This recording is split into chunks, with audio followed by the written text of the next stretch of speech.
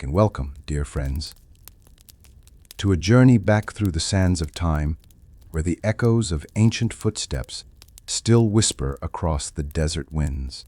Today, we will enter the fabled gates of Babylon, the jewel of Mesopotamia, and witness the might and vision of one of history's greatest rulers, King Nebuchadnezzar II.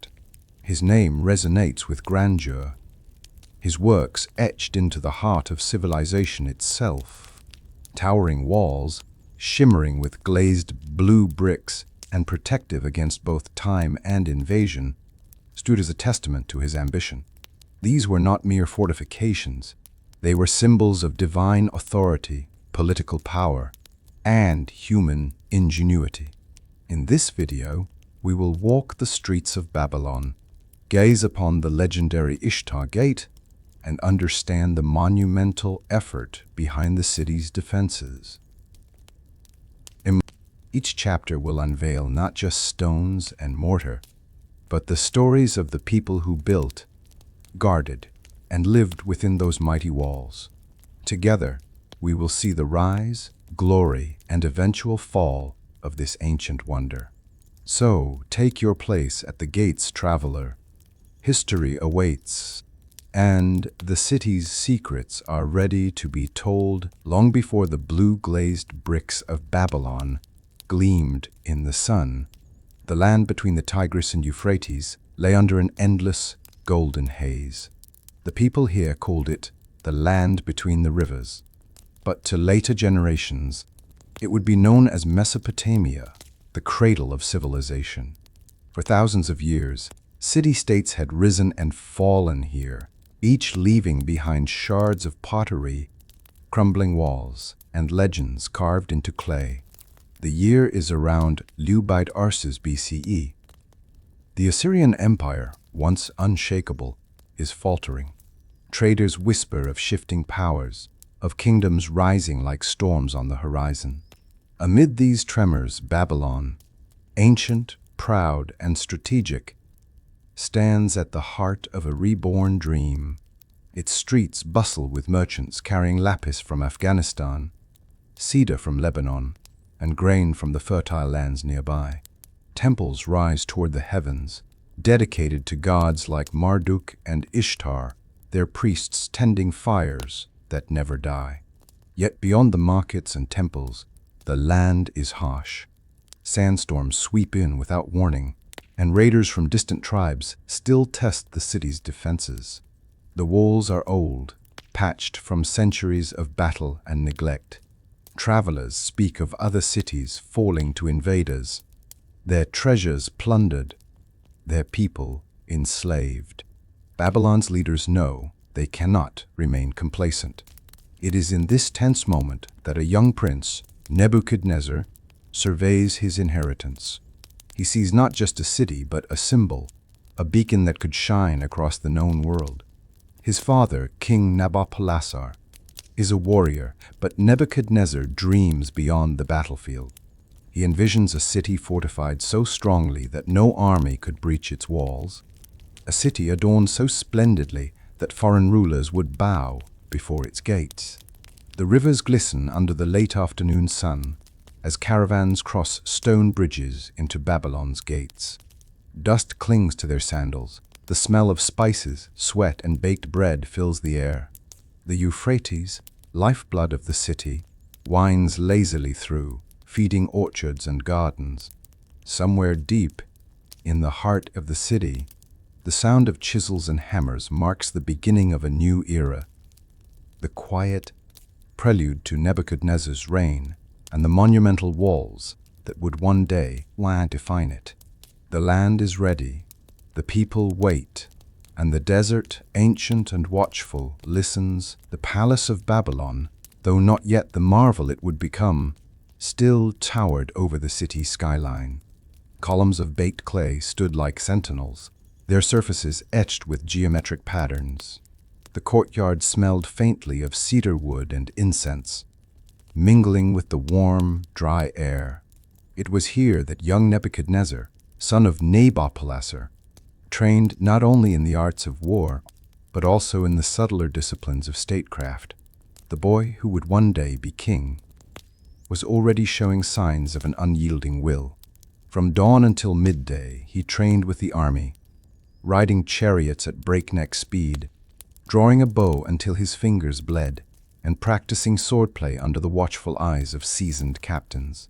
In the afternoons, his tutors drilled him in the languages of distant lands, the cuneiform writing of his people, and the history of empires long fallen. Every lesson was laced with a single warning: those who fail to defend their walls will watch their cities burn. Nabopolassar often tested his son's judgment.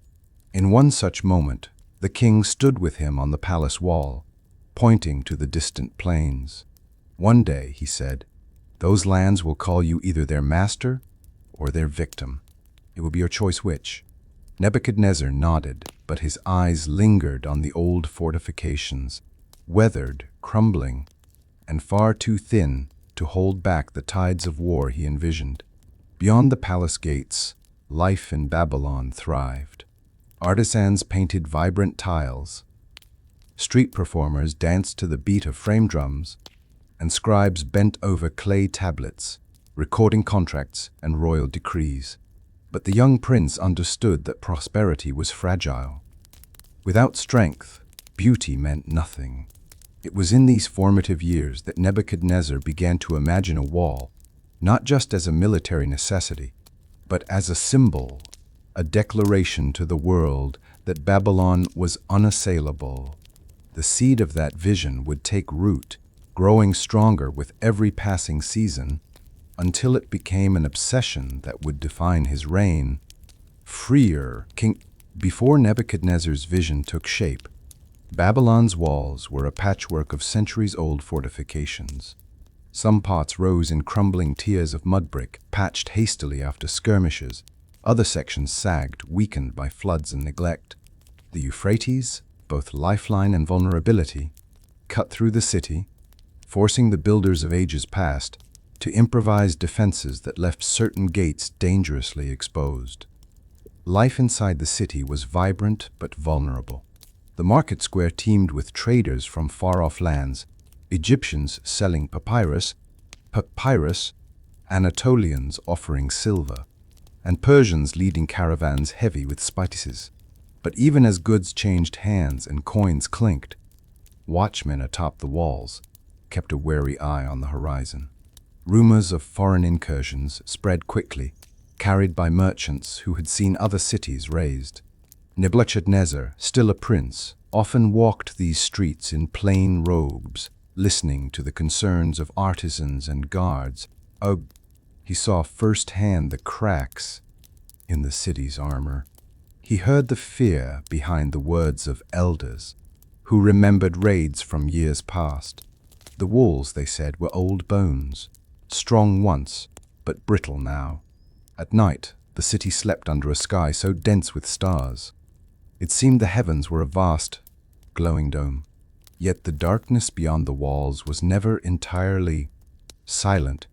Distant drums and flickers of torchlight reminded the watchmen that danger could come at any hour. Nebuchadnezzar began to imagine a city not merely defended but glorified. Its walls tall enough to humble invaders. Generation. It was during a humid summer evening, as the sun dipped into the horizon and painted the city in hues of gold and crimson, that Nebuchadnezzar stood alone atop the palace tower. From here the city spread like a tapestry, markets bustling below, temples crowned with smoke, and beyond, the fragile ring of walls, struggling to contain Babylon's grandeur. The young prince imagined something far greater. His mind conjured walls so thick that chariots could race atop them, gates so magnificent they would be spoken of in every court from Egypt to Persia. The Euphrates would not be a weakness, but an advantage, flowing through fortified embankments that would make the city both impregnable and beautiful. He spoke of his dream to his closest advisors, men who knew both the cost and the glory of such undertakings. Some were cautious, warning of the immense labor and resources required. Others saw the vision as divine inspiration, a chance to cement Babylon's place in history. That night, Nebuchadnezzar did not sleep. He sat by the palace fire, sketching plans in the dust with a reed stylus, imagining towers, gates, and parapets.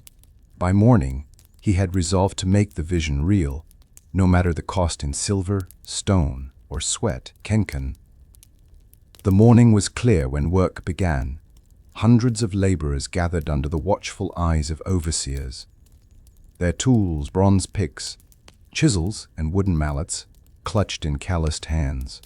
Nebuchadnezzar himself arrived at the site, dressed simply but wearing a ceremonial gold sash, to lay the first stone of what would become the most formidable walls in the known world. Priests of Marduk chanted blessings, sprinkling oil and grain on the ground to appease the gods. The air was thick with the smell of burning incense and fresh clay. As the first stone was set in place, trumpets blared, and the crowd erupted in cheers. This was no small project. Quarrymen far upriver carved massive blocks. Boatmen ferried them on rafts, and engineers measured every placement with care. Nebuchadnezzar moved among the workers, speaking words of encouragement, ensuring that every man understood they were part of something immortal. By sunset, the foundation stretched like a shadow across the earth. The king looked upon it and felt a strange mix of pride and urgency. The work had begun, but the true test lay ahead. Years of toil, countless hands, and the ever-present threat of war pressing the need for speed. As the foundation stretched wider across the plains, Nebuchadnezzar summoned the finest architects from across his realm and beyond. Messengers had been sent to distant lands, carrying promises of gold, land, and royal favor to anyone capable of turning his vision into reality. Soon they arrived, men from Tyre with knowledge of stone cutting, Egyptians versed in monument construction, and Babylonian master builders who knew the secrets of kiln-fired bricks that could withstand centuries. The royal workshop became a hive of activity. Blueprints etched into clay tablets covered long tables. Scaled models of towers and gates stood beside samples of glazed bricks shimmering in cobalt and ochre. Nebuchadnezzar walked among them, his presence both inspiring and intimidating. Every detail, from the slope of the walls to the height of the towers, was examined, debated, and decided under his watch. And it was here that the idea for the Ishtar Gate was first born, a monumental entryway that would dazzle friend and foe alike. It would be faced with glazed bricks depicting lions, bulls, and dragons, each a symbol of Babylon's power and divine favor. The architects understood that this project would not merely protect the city, it would make it eternal. The dream of Babylon's walls demanded an army of laborers, not just soldiers and architects, but brickmakers, carpenters, and quarrymen. Across the land, clay pits and kilns worked without rest. The air was heavy, with the scent of wet earth and smoke. Men and women shaped the clay into rectangular molds, stamping each brick with the royal seal before stacking them in great rows to dry under the Mesopotamian sun. Once hardened, the bricks were loaded onto carts drawn by oxen and taken to the construction site, where teams of builders hoisted them into place using wooden cranes and pulleys. Sung out among the workers, rhythmic chants that kept time with the swing of hammers and the heave of ropes. Nebuchadnezzar often visited these sites in person. He spoke to the laborers, not from a distant throne, but face to face, promising food, wages, and honor in the records of the city. His presence fueled their determination. for they knew they were not just building walls. They were writing history. To make Babylon truly unassailable, the walls would need more than height and thickness. They would need layers of defense. Nebuchadnezzar ordered a wide moat to be dug around the city, fed by channels from the Euphrates. It was an engineering feat requiring thousands of workers and precise control of the river's flow. The moat's banks were lined with baked bricks to prevent erosion, and drawbridges were constructed at strategic points, designed to be raised in times of attack. Outside the moat, earthen embankments and wooden palisades were built to slow enemy advances. From atop the growing walls, one could see the moat taking shape, a shimmering ribbon of water encircling the city like a protective serpent. The reflection of the sky in its waters made the defenses seem endless, a visual deterrent as much as a physical one. Est Rope Kang. At the northern entrance of the city, work began on what would become Babylon's crowning glory, the Ishtar Gate. Unlike the utilitarian stretches of wall, this gate would be an artistic and spiritual masterpiece.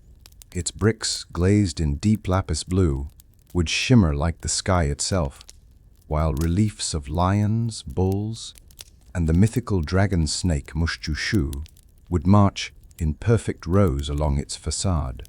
Artisans mixed copper-based pigments into the glaze, ensuring the colors would endure the sun and centuries. Each relief figure was carefully molded and baked before being set into place, a process that could take weeks for a single panel. When completed, the gate would stand over Surshur, feet high, flanked by towers, with a processional way paved in limestone stretching through it. Festivals and royal parades would pass beneath its arch, the animals seeming almost alive in the flickering torchlight. The decorative beasts of the Ishtar Gate were not mere ornament. Each carried symbolic power. The lion represented Ishtar, goddess of love and war. The bull honored Adad, god of storms, and the dragon snake, with scales, horns, and a serpent's tail, was sacred to Marduk, Babylon's chief deity. Crafting these creatures was an art form that blended sculpture, chemistry, and religious devotion. The artisans began by sculpting clay molds of the animals, then carefully applying colored glazes, golden for the lion's mane, ivory for the bull's horns, and shimmering green for the dragon's scales. The firing process had to be perfect.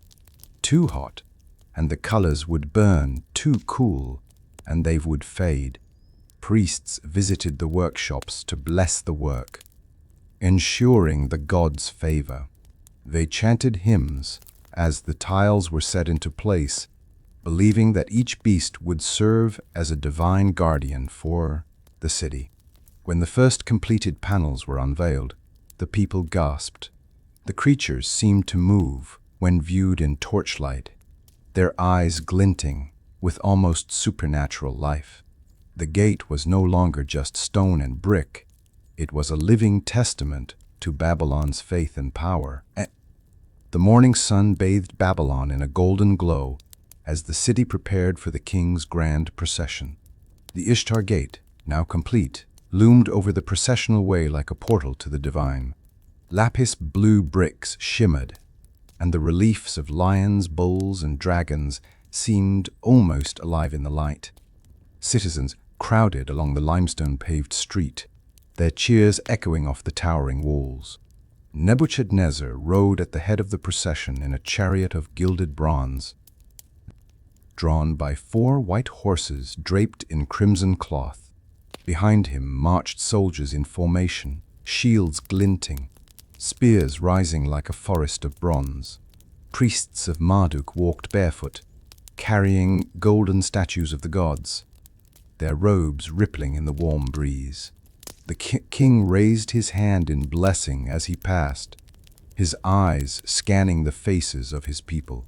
For him, this was not mere spectacle. It was a display of unity, wealth, and divine favor. The walls and gates were more than defenses.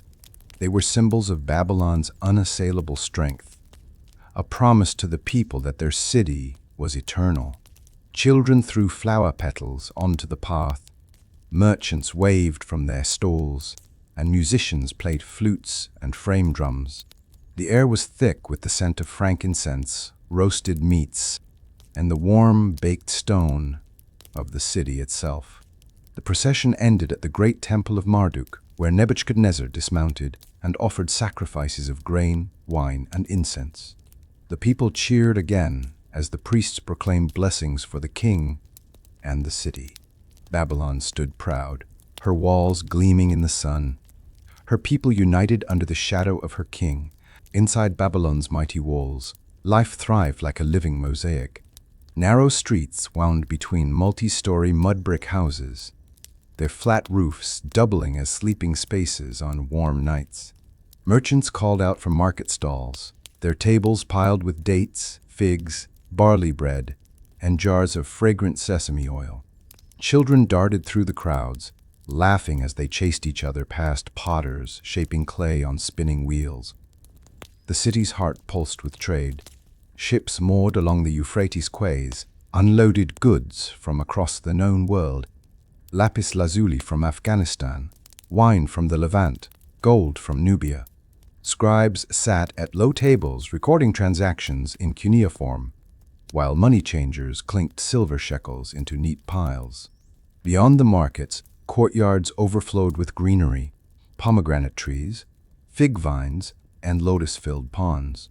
The air was alive with the hum of voices, the bleating of goats, and the distant sound of hammers from ongoing construction.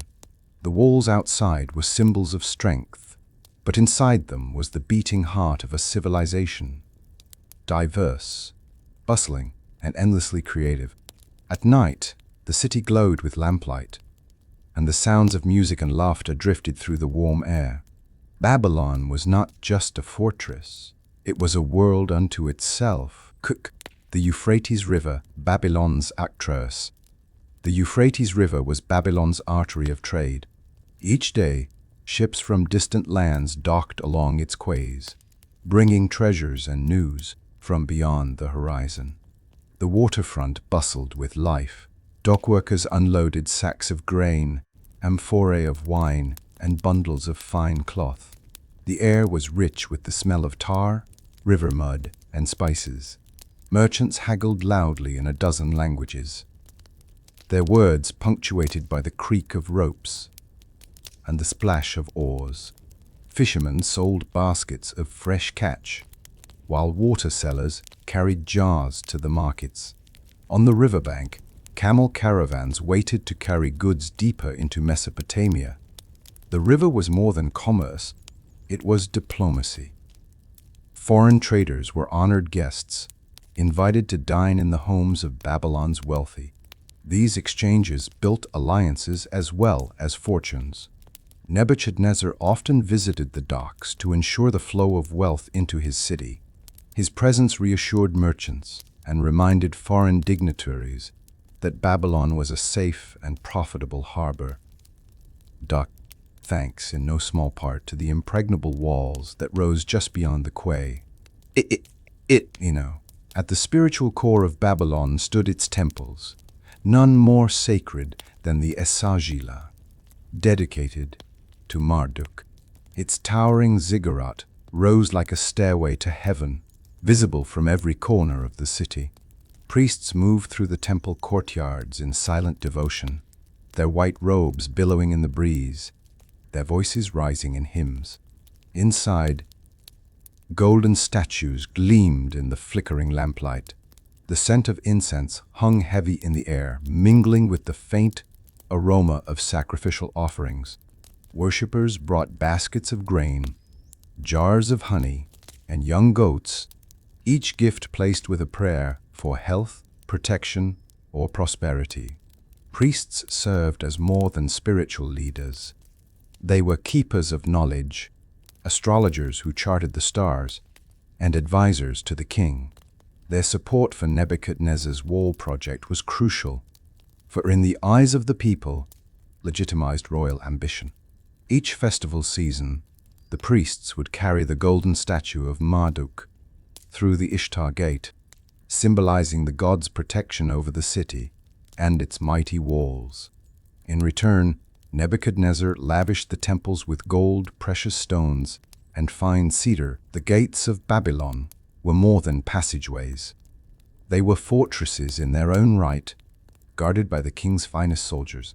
Each morning, the great bronze-bound doors of the Ishtar Gate creaked open, and a squad of armored men took their stations. Clad in bronze breastplates and crested helmets, they carried long spears, curved swords, and round shields polished to a mirror shine. Their duty was not only to guard against attack, but to control the flow of trade and travelers. Every cart was inspected, every visitor questioned. Spies and thieves were caught before they could slip into the city. Nebuchadnezzar drilled his soldiers relentlessly. Archery practice was held atop the walls, with targets placed far out in the fields. Swordplay drills clanged through the courtyards. Even in peacetime, the army remained sharp, for the king knew that complacency was an open invitation to disaster. The soldiers were symbols of the walls themselves, disciplined, imposing, and ever watchful. To pass beneath their gaze was to feel both protected and judged. The grandeur of Babylon drew not only merchants and envoys, but also those who came with darker intentions.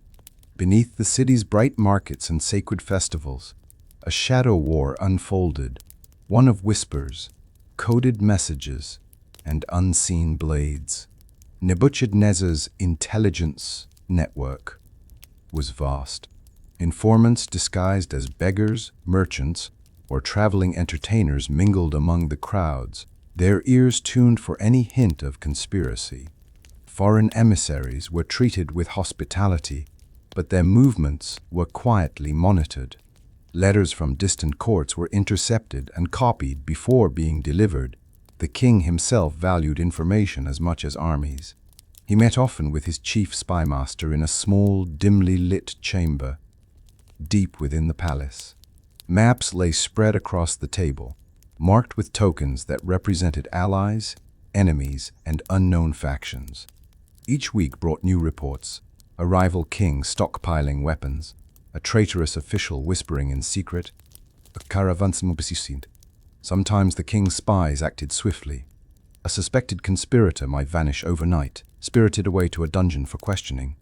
Other times, the information was used to sow confusion in enemy lands, sending false messages through trusted-looking couriers.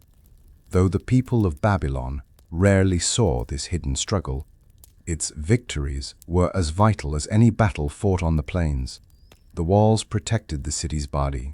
The spies guarded its mind. Word spread through the city like wildfire. Nebuchadnezzar was building a marvel unlike any other, a garden suspended high above the ground, overflowing with it. Some said it was a gift for his queen, who longed for the green hills of her homeland.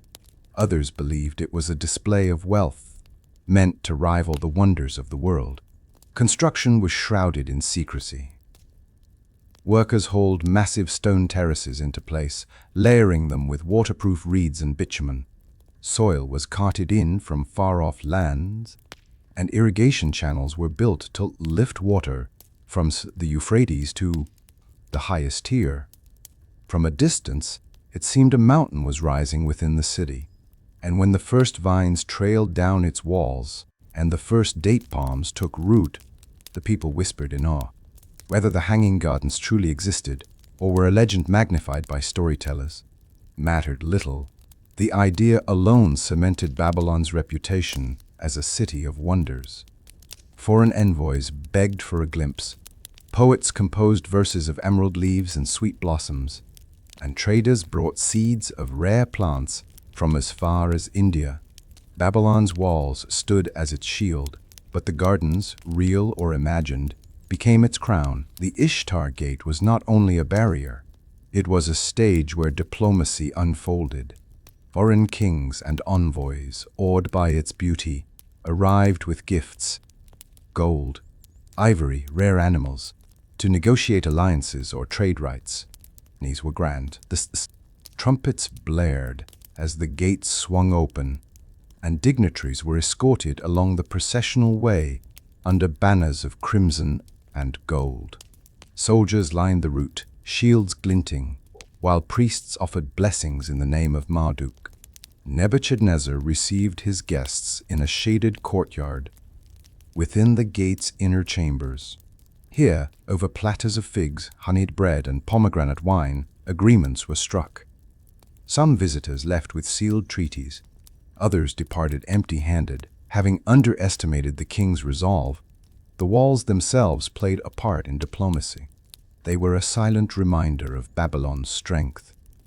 The Wistif, a warning that the city could defend itself against any who broke their word. Many a treaty was signed under the gaze of the lion and dragon reliefs, the symbols of divine protection watching over every promise made. When the sun dipped below the horizon, Babylon transformed.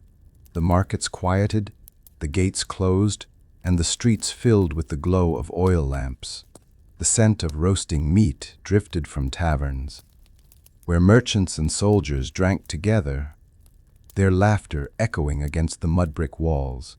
Musicians played lutes and flutes in the plazas, their melodies weaving through the night air.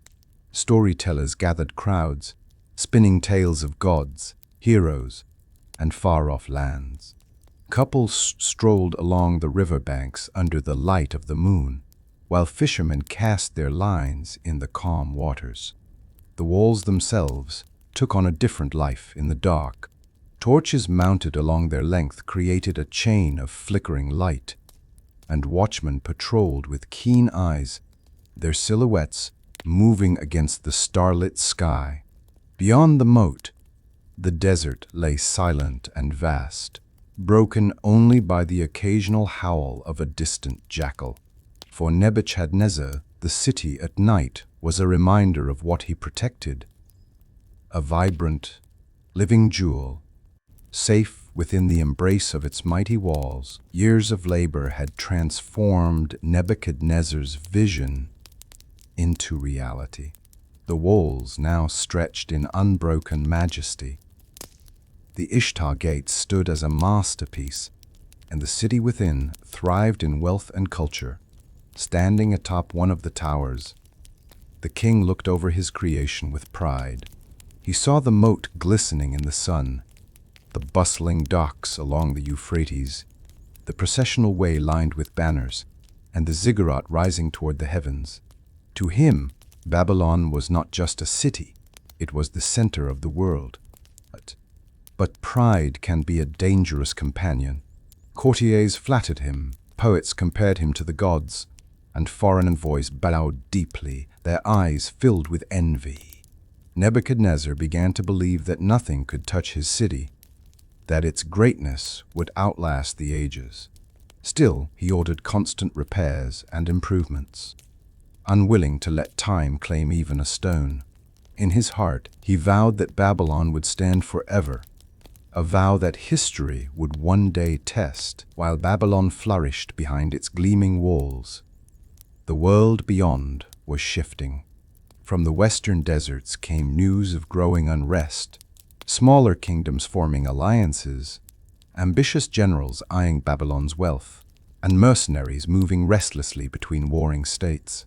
Messengers arrived breathless at the palace gates, bearing tablets marked with troubling signs. Scouts along the western trade roads reported unfamiliar banners and disciplined columns of soldiers drilling under the scorching sun. These were not mere raiding parties, but organized armies, their movements deliberate. Nebuchadnezzar convened his war council in the Hall of Lions. Around a massive stone table, inlaid with lapis, generals traced their fingers across maps, debating how best to respond. For days, the council weighed rumors and intelligence reports. Meanwhile, the watch along the western wall was doubled. The great gates were closed earlier each night, and supply stores were quietly increased. The market still bustled, but the laughter of the city carried an edge of tension. Nebuchadnezzar understood that his walls, magnificent though they were, could not protect Babylon from every danger. A city could fall from within as easily as from without. A truth he would not forget. Months passed, and tension along the western borders mounted, but the expected attack never came. The rumored armies dispersed as suddenly as they had gathered, leaving only abandoned camps and cold fire pits. Babylon's walls remained untested, yet the episode served as a grim rehearsal. Grain silos were full, water reservoirs were secured, and the soldiers drilled relentlessly. Archers practiced from the battlements, their arrows striking distant targets with deadly precision. Slingers and spearmen took turns on the wall walks, ensuring every man knew his post. Nebuchadnezzar took the opportunity to test his city's readiness. He ordered mock sieges, with soldiers playing the role of enemy forces, battering gates with wooden rams, and attempting to scale walls with ladders. The defenders repelled them every time, their shouts echoing across the moat. The people, too, learned their part. Merchants prepared to relocate their stalls inside secure courtyards. Households stored extra water, and temple granaries were stocked to feed the poor in times of need. In the end, no battle was fought, no blood was spilled. Yet Nebuchadnezzar considered the episode a victory. The city had proved it could stand ready at a moment's notice, and the walls, gleaming in the sun, remained unbreached. Not all voices in Babylon praised its splendor. In the crowded streets, at the gates, and even near the temples, prophets appeared, men and women in rough garments, speaking in tones that sent shivers through the crowds. They warned of divine judgment, of a day when the proud city would fall despite its mighty walls. Some named foreign conquerors. Others spoke of betrayal from within. Their words were met with a mix of fear and scorn. Merchants shouted them down, priests dismissed them as troublemakers, and gods moved them along when crowds grew restless. Nebuchadnezzar heard of these warnings but paid them little mind. To him, such voices were common in every great city, feeding on fear, yet in quieter moments. Standing alone on the palace balcony at night, the king found their words lingering in his thoughts. Some prophets were arrested, their clay tablets smashed, their followers dispersed. Others continued to wander the streets undeterred. The people of Babylon carried on their lives, but a faint unease settled over the city like a thin layer of dust. The walls stood firm, the gates were strong, but the idea that even Babylon could fall had been spoken. And once spoken, every spring, Babylon erupted in color, music, and ritual for the great festival of Marduk. For 12 days, the city celebrated the God who protected its people and blessed its walls. The streets were draped with garlands of flowers, and the air was thick with the scent of incense and roasting meats. Processions filled the processional way, with priests carrying the golden statue of Marduk through the Ishtar Gate, its surface gleaming in the sunlight. Citizens dressed in their finest garments lined the streets, tossing petals and singing hymns. Nebuchadnezzar led the ceremonies, offering sacrifices of grain, wine, and precious oils at the great temple. Priests recited ancient prayers, calling on the god to keep Babylon strong and unassailable. Musicians played harps and drums, dancers spun in flowing robes, and storytellers recounted the victories of the gods over chaos. The festival was more than devotion. It was a reaffirmation of the unity between king, people, and divine power. As the celebrations stretched into the night, the city's towers glowed with lamplight, and the walls seemed to hum with the voices of thousands in song. Decades had passed since the first stone of the great walls was laid, and still they stood unchallenged.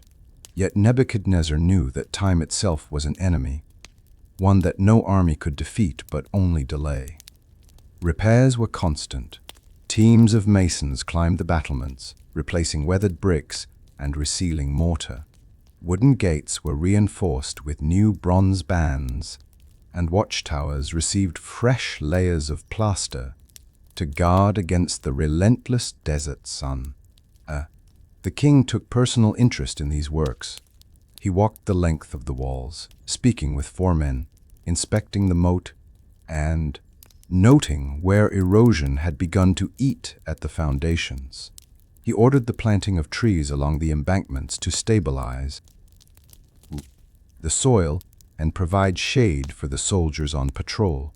In the archives, scribes recorded the history of the walls, their construction, every repair, every addition. Nebuchadnezzar wanted future generations to know not just what had been built, but the care taken to preserve it. Though the city was at peace, the vigilance of its ruler ensured that Babylon remained ready for any threat.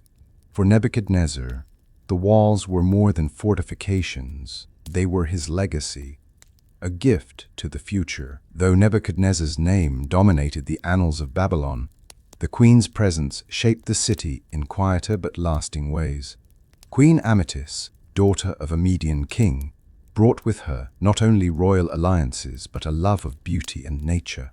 It was said her longing for the green hills of her homeland inspired Nebuchadnezzar's famed gardens. Whether the hanging gardens were fact or legend, their conception was tied to her memory. Amytis often walked the palace courtyards, where she received ambassadors and petitioners with a grace that softened the king's often stern diplomacy. Her influence reached into policy. She urged for improved irrigation to feed the city's orchards and for trade agreements that brought in not only wealth but art, music, and plants from distant lands.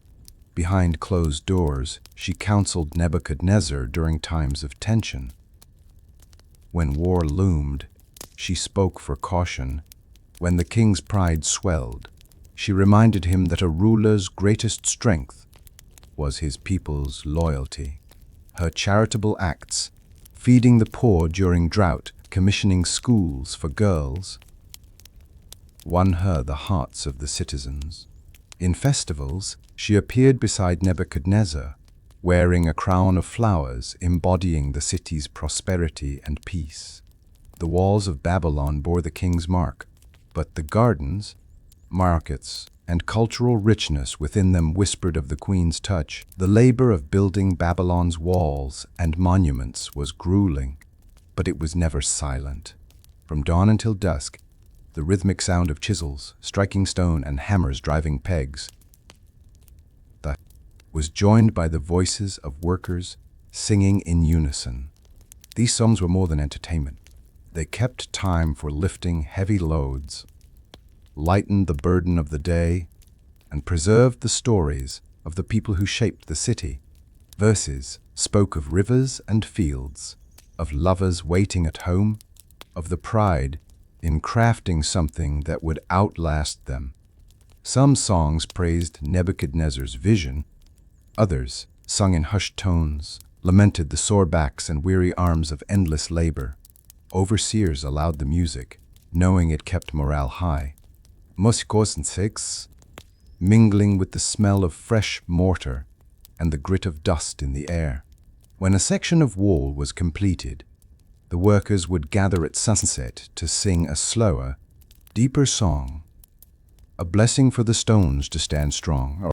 These moments, unseen by the court, were as much a part of Babylon's legacy as their grand ceremonies. In their songs, the builders left a piece of themselves in the walls they raised. Within Babylon's walls lived a generation that had never known life without their towering protection. For the city's children, the walls were playgrounds, boundaries, and stories, all in one. They raced through narrow alleyways, played games with carved sticks and clay balls, and dared each other to climb the lower steps of the great gates before being shooed away by guards. The riverbanks were alive with their laughter, as they splashed in the shallow edges of the Euphrates or chased goats through the reed beds. In the evenings, elders told them tales of the city's founding, of battles fought and won, and of the gods who watched over Babylon. The children listened wide-eyed, imagining themselves as future soldiers, merchants, or scribes. Festivals were the highlight of their young lives. They donned garlands of flowers, danced to drums, and followed the processions, collecting petals and small coins thrown by nobles. For Nebuchadnezzar, seeing the children thrive within his walls was proof that his efforts were worth every ounce of labor and silver spent. In their joy, he saw the living promise of Babylon's future. In a quiet corner of the royal palace, a feast was underway. Wine flowed, music played, and nobles reclined on couches as servants brought platters of roasted lamb, figs, and honey cakes. Yet amid the revelry, a sudden hush fell. On the plastered wall, illuminated by flickering lamplight, strange writing appeared, glowing, shifting, as if drawn by an unseen hand. The words were in an ancient script few could read. Gasps echoed through the hall. Some guests fell to their knees, others fled in terror. Nebuchadnezzar, though shaken, demanded the scribes be summoned. They studied the glowing letters, whispering among themselves. Finally, an aged scholar approached the king with a grim face. The message, he said, foretold that Babylon's reign would end, that the city's glory was numbered and nearing its close. The writing faded as mysteriously as it had appeared, but its impression lingered in every heart. Whether divine omen or trick of some sorcerer, it marked a turning point. The king dismissed the feast, yet he could not dismiss the words from his mind. The walls stood as strong as ever, but now they felt less eternal than before. Despite omens and whispers of fate, Babylon remained a hub of commerce. Traders from far-off kingdoms brought goods and stories that enriched the city's markets. Venetian ships docked with purple-dyed cloth. Indian merchants arrived with spices and ivory, and caravans from the steppes brought furs and horses. The central market square was a riot of colors and scents. Stalls overflowed with fabrics in every hue, pyramids of dates and pomegranates, baskets of fish fresh from the river, and jars of fragrant oils. Bargaining was a sport as much as a necessity. Voices rose and fell in a chorus of deals struck. Foreign traders marveled at the city's beauty and security. Some stayed for months, renting rooms in the merchant quarter, while others returned year after year, drawn by the steady profit and safe passage. The walls that intimidated would-be conquerors also reassured honest merchants. They knew that within Babylon's gates, their goods and lives were as secure as anywhere in the known world. The palace hall blazed with lamplight and the glitter of gold. Long tables were heaped with roasted lamb, figs, honey cakes, and amphorae of wine from distant vineyards. Musicians played lutes and drums while dancers in sheer silk veils twirled to the rhythm. Nebuchadnezzar, older now but still regal, reclined on a carved ivory couch.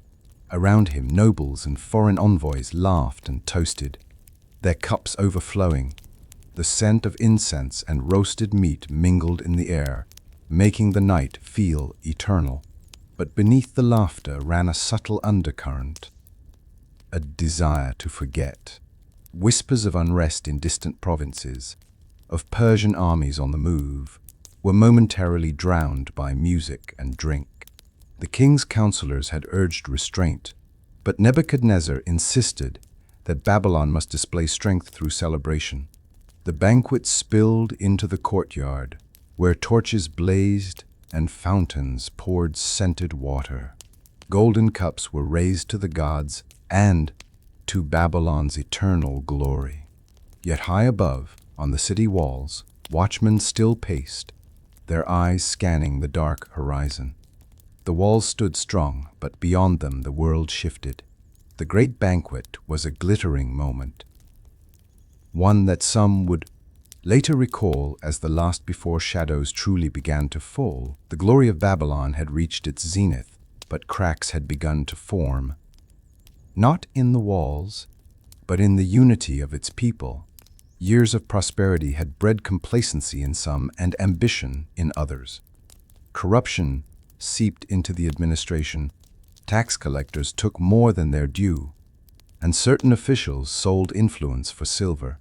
In the markets, prices rose, and the poor began to grumble. Farmers from the countryside complained of unfair levies, while merchants whispered of unfair deals imposed by palace favorites. The once proud army saw recruitment slow, and the veterans who remained found themselves guarding gates for fewer pay and less honor. Nebuchadnezzar, increasingly absorbed in monumental projects and ceremonial duties, relied more heavily on advisors. Some served loyally, others used their positions to line their own pockets. The great city still shone in the sun, but its foundations, political and social, were slowly shifting. From the watchtowers, the moat still gleamed, and the Ishtar Gate still dazzled visitors. Yet the unseen erosion of trust and discipline was harder to repair than any cracked brick. The shadow of decline had arrived, though few yet recognized it for what it was. One evening, during a private audience, a visiting seer from the east asked to speak with Nebuchadnezzar. Draped in simple robes and smelling faintly of herbs, the old man's eyes seemed to pierce the king's very soul. But he spoke of visions, a city mighty in its day, yet doomed by its own pride, walls that would not crumble from age, but from betrayal, gates that would swing open not by force, but by treachery. The Euphrates, lifeblood of Babylon, would be the very path by which enemies entered. Nebuchadnezzar dismissed him with polite words, but unease coiled in his chest. The seer left quietly, yet his words spread through the palace like wildfire. Some laughed at the prophecy, others feared it. A few began to wonder if the gods themselves had turned their gaze elsewhere. The walls still loomed, the gates still held, but the idea that fate itself might one day undo them planted a seed in the minds of those who heard it. In the years to come, those words would echo with haunting clarity far beyond Babylon's borders. The Persian Empire was rising. Its kings, first Cyrus, then Cambyses, and others, expanded their dominion with strategic brilliance and relentless ambition. In their councils, Babylon was spoken of as both prize and challenge, a jewel of trade, culture, and military prestige. Persian envoys came to Babylon under the guise of trade, studying the city's defenses. Persian envoys,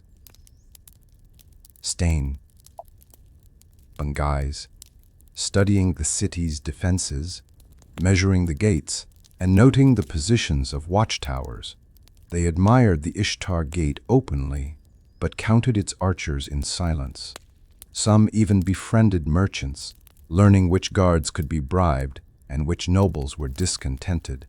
In Babylon, the Persians were treated with courtesy. They brought fine horses, intricate metalwork, and rich fabrics, but their eyes missed nothing.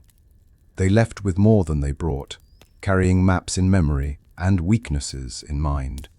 Nebuchadnezzar sensed their interest, but believed his city unassailable.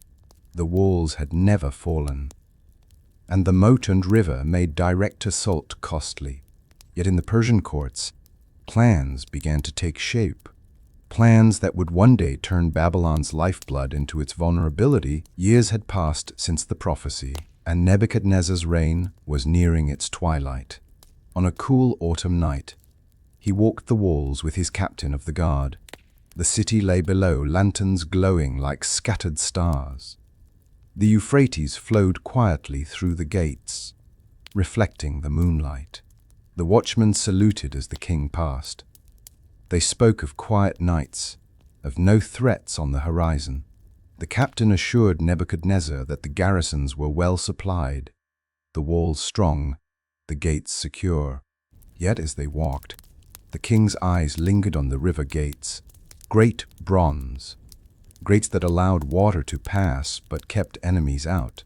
He wondered, as he had many times since the seer's visit, if this lifeline could one day be turned against them.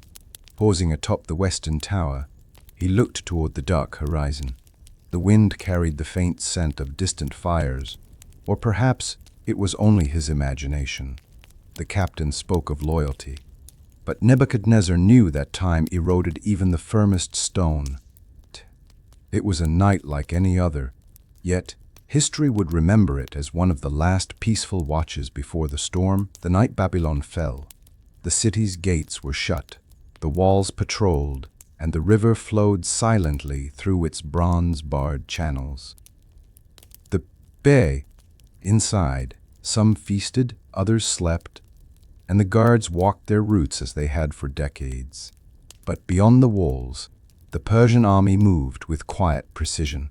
Guided by knowledge gained from years of observation, they diverted the Euphrates, lowering its waters until the riverbed could be crossed. Under the cover of darkness, soldiers waded through the shallows, passing beneath the bronze grates that guarded the waterway.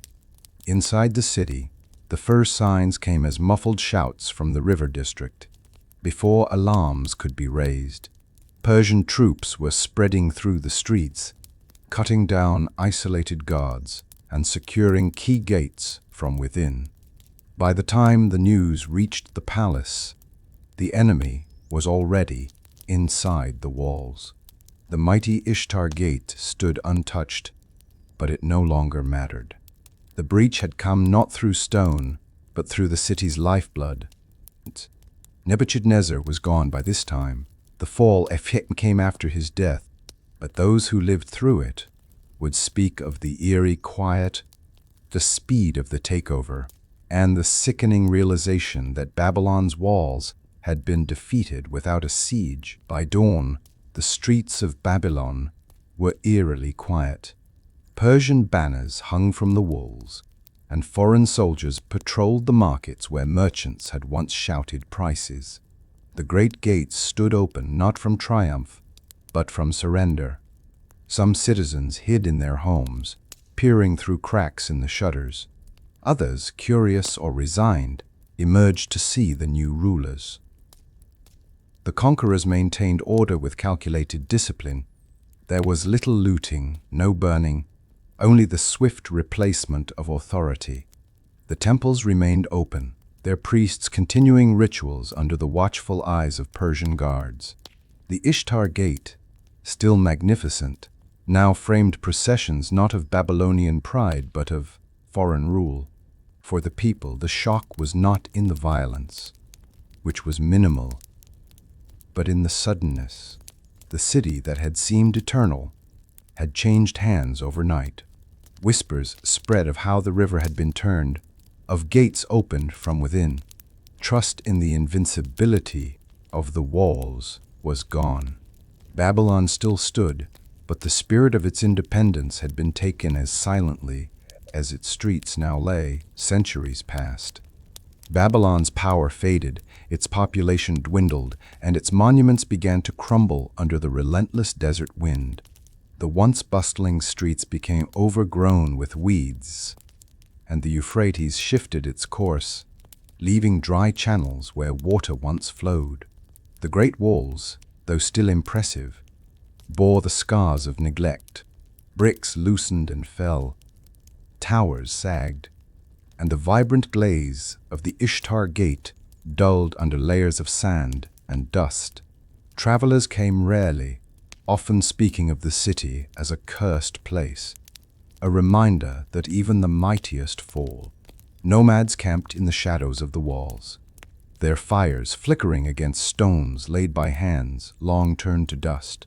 In time, the name of Nebuchadnezzar became a legend, the details blurred into myth. The gardens, the festivals, the bustling markets, all faded into the whispers of the desert.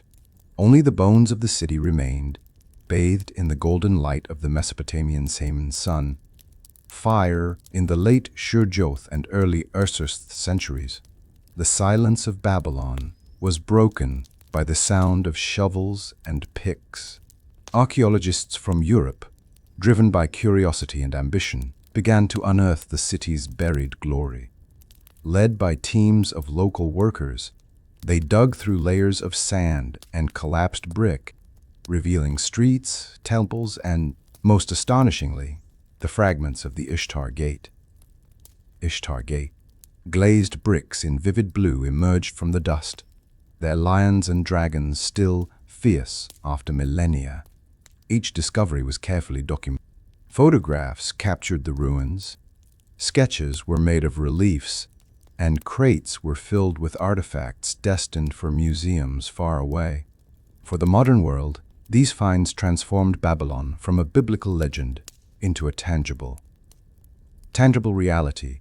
But for the descendants of those who once called it home, the excavations stirred mixed feelings: pride in the legacy, sorrow for its loss. The Ishtar Gate was painstakingly reconstructed in a Berlin museum, its original bricks pieced together like a puzzle. Yet here, in the land of its birth, only the foundations remained. Silent witnesses to the city's past grandeur, today Babylon lives on in memory, in museums, and in the words of historians. The city's walls, once the pride of Nebuchadnezzar and the marvel of the ancient world, stand in fragments, yet their story remains whole. They were more than bricks and mortar. They were the embodiment of a civilization's ambition, artistry, and will to endure. They guarded not only people, but culture, knowledge, and dreams. Even in ruin, their image inspires architects, artists, and storytellers around the world. Tourists walk where merchants once haggled, where priests prayed, and where soldiers stood watch. The heat of the Mesopotamian sun still bakes the ancient stones, and the desert wind still whispers through the cracks, carrying echoes of songs and footsteps from long ago. Nebuchadnezzar's vision, to create a city that would outlast him, has in a way come true. Though the walls could not withstand the tides of empire, their legacy has crossed the boundaries of time.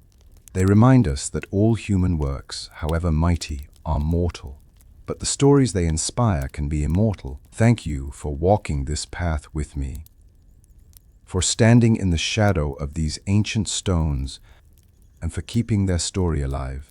As we step back into our own time, may we carry the truth that every wall, no matter how high, tells a story, and every story, no matter how old, still has the power to inspire